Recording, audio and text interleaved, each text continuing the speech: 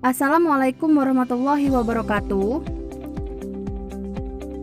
Kami dari kelompok 1 ingin mempresentasikan hasil diskusi kami tentang overview etap yang beranggotakan saya sendiri Sipinia Jayanti, saya Dinda Dwi Putri.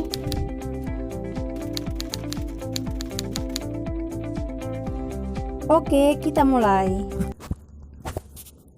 Pada tanggal 17 Juli 2009, IAI menerbitkan SAK untuk entitas tanpa akuntabilitas publik, SAK etap, dan disahkan oleh DSAK IAI pada tanggal 19 Mei 2009. SAK etap diperuntukkan bagi entitas yang laporan keuangannya tidak akuntabel untuk publik secara luas. SAK etap dimaksudkan untuk digunakan oleh entitas tanpa akuntabilitas publik, yaitu entitas yang tidak memiliki akuntabilitas publik secara signifikan, dan menerbitkan laporan keuangan untuk tujuan umum bagi pengguna eksternal. Pengguna eksternal itu seperti kreditur, investor, dan lainnya. Karakteristik SAK etap. Yang pertama, menggunakan acuan IFRS untuk small medium enterprise. Yang kedua, pilihan pada alternatif standar yang lebih sederhana. Yang ketiga, penyederhanaan pengakuan dan pengukuran. Yang keempat, menerbitkan laporan keuangan untuk tujuan umum.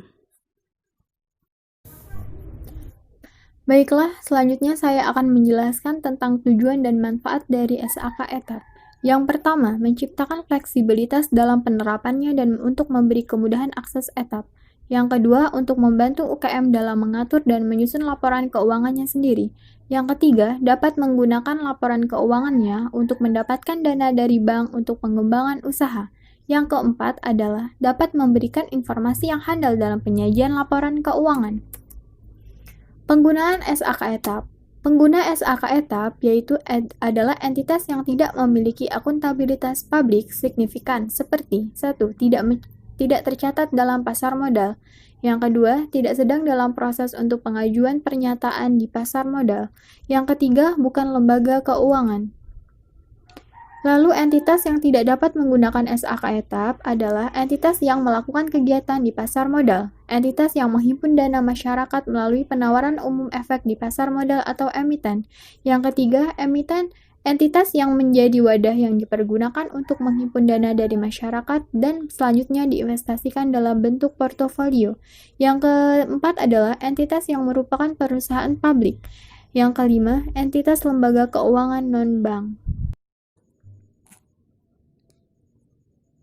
Selanjutnya, penerapan SAK etap. Penerapan SAK etap menurut Ikatan Akuntan Indonesia adalah mencakup pos-pos berikut ini. Yang pertama, penyajian laporan keuangan. Laporan laba rugi tanpa harus menyajikan laba rugi komprehensif, cash flow dengan metode tidak langsung.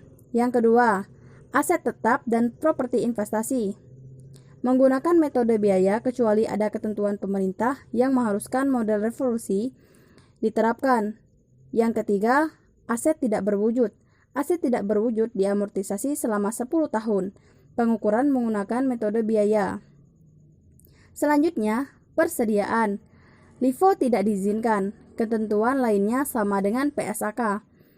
Penurunan nilai aset. Ruang lingkup meliputi semua jenis aset kecuali aset yang timbul dari manfaat pensiun. Tidak mengatur penurunan nilai goodwill. Ada ketentuan penurunan nilai untuk pinjaman yang diberikan dan piutang yang menggunakan PSAK 31.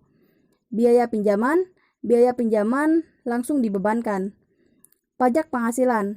Tidak ada pengukuran dan pengakuan pajak tangguhan menggunakan tax payable concap. Sekian dari presentasi kami, semoga bermanfaat untuk teman-teman semua. Wassalamualaikum warahmatullahi wabarakatuh.